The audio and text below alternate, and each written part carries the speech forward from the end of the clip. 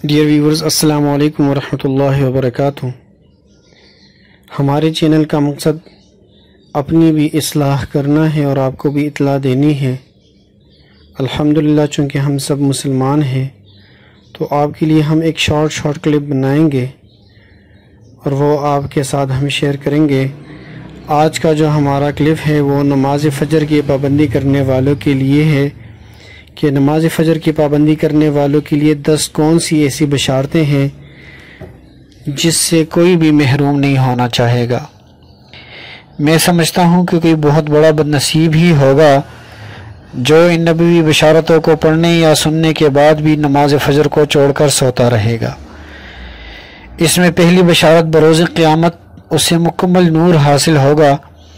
ہمارے پیارے رسول حضرت محمد مصطفیٰ صلی اللہ علیہ وآلہ وسلم فرماتے ہیں،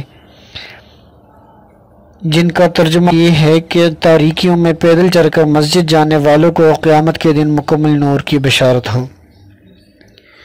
اور دوسری بشارت جو کہ فجر کے سنت مؤکدہ کے حوالے سے ہے، ہمارے پیارے نبی کریم صلی اللہ علیہ وآلہ وسلم فرماتے ہیں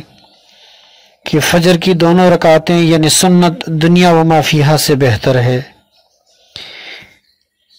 تیسری بشارت ہمارے پیارے رسول صلی اللہ علیہ وآلہ وسلم ارشاد فرماتے ہیں کہ جو بندہ اپنے گھر سے مسجد کے لیے نکلتا ہے تو اس کے ہر ایک قدم پر 10 نیکیاں لکھی جاتی ہیں،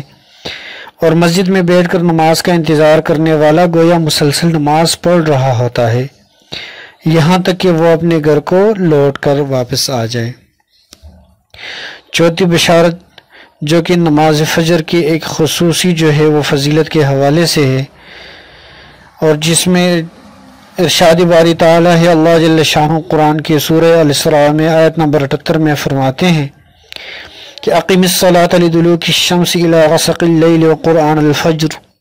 ان قرآن الفجر کان مشہودا، جس کا ترجمہ یہ ہے کہ نماز کو قائم کریں آفتاب کے ڈلنے سے لے کر رات کی تاریکی تک، اور فجر کا قرآن پڑھنا بھی یقیناً فجر کے وقت کا قرآن پڑھنا حاضر کیا گیا ہے۔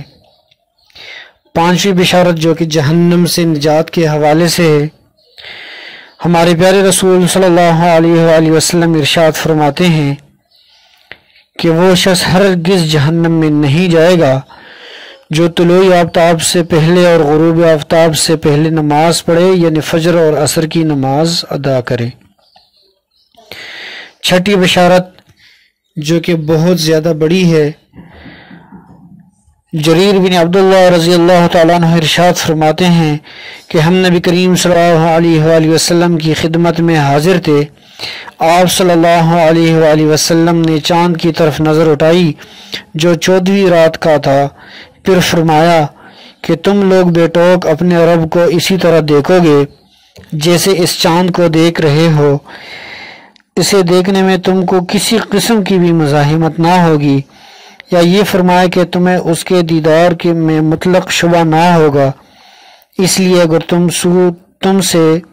سورج کے طلوع اور غروب سے پہلے فجر اور عصر کی نمازوں کے پڑھنے میں کوتاہی نہ ہو سکے تو ایسا ضرور کرو۔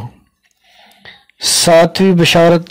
جو کہ پوری رات تہجد کے ثواب کے حوالے سے ہمارے پیارے رسول صلی اللہ علیہ وآلہ وسلم نے ارشاد فرمائی کہ جس نے عشاء کی نماز باجماعت ادا کی تو گویا اس نے آدھی رات کا قیام کیا، اور جس نے صبح کی نماز باجماعت ادا کی تو گویا اس نے پوری رات تہجد پڑھی۔ آٹھویں بشارت جو کہ فرشتوں کی دعا کے حوالے سے ہے، ہمارے پیارے رسول صلی اللہ علیہ وآلہ وسلم ارشاد فرماتے ہیں کہ جو شخص نماز فجر پڑھنے کے بعد اپنی جائے نماز پر بیٹھا رہے تو فرشتے اس کے لیے دعا کرتے ہیں، اور فرشتوں کی دعا یہ ہوتی ہے، اے اللہ اس بندے کی مغفرت فرما، اے اللہ اس بندے پر رحم فرما۔ نویں بشارت جو کہ ایک مکمل حج اور عمرے کے ثواب کا ہے، ہمارے پیارے رسول صلی اللہ علیہ وآلہ وسلم ارشاد فرماتے ہیں کہ جو شخص فجر کی نماز باجماعت ادا کرنے کے بعد طلوع آفتاب تک بیٹھ کر اللہ کا ذکر و اذکار کرتا رہے، پھر 2 رکعت نماز ادا کرے تو اسے پورا حج اور عمرے کا ثواب اب حاصل ہوگا۔ 10ویں بشارت جو کہ نماز فجر کے حوالے سے ہے کہ آفات و مصائب سے حفاظت کی ضامن ہے۔